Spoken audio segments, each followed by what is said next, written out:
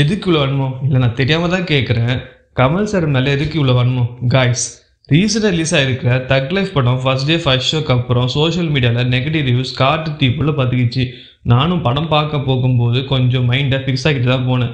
But reality என்னன்னா, படம் அந்த அளவுக்குலாம் பேடாலாம் இல்லைங்க. எஸ், படம் ஸ்லோவாக தான் இருக்குது, ஆல்ரெடி பார்த்த ஸ்டோரி மாதிரி தான் இருக்குது. ஆனால் கேரக்டரேஷன் ஆஃப் ஆர்டிஸ்ட் ரொம்ப நல்லா இருந்துச்சு. சிம்புட character, Nassar sir, Ashok Selvan character, இவங்களாம் வந்து நல்லா ஸ்கெட்ச் பண்ணியிருந்தாங்க.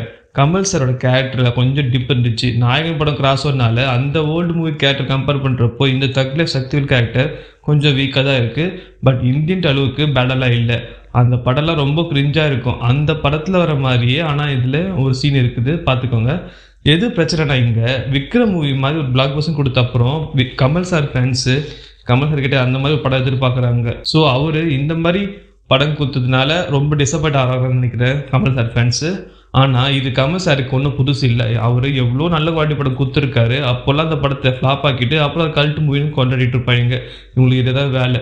To the conclusion of video, சிம்பிளாக சொல்லணும்னா, நாயகன், செக்கச்சந்தவானம், விவேகம் இதெல்லாம் கலந்து அரைச்சி கொடுத்த கொஞ்சம் உப்பு கொஞ்சம் காரம் உள்ள மூவி தான் இந்த தக் லைஃப். ஃபேக் நெகட்டிவ்ஸாக நம்பிட்டு இல்லாமல் இந்த படத்தை பற்றி நீங்களே ஒரு ஒப்பீனியன் வந்துடாதீங்க. நீங்கள் வேணால் இந்த படத்தை ஒரு வாட்டி போய் பாருங்கள். ஸோ நான் இந்த படத்துக்கு 2.5 ஸ்டார்ஸ் தருவேன். நீங்கள் உங்கள் ஃபேமிலியோட ஃப்ரெண்ட்ஸை போய் பாருங்கள். தேங்க்ஸ் ஃபார் வாட்சிங் வீடியோ. பை.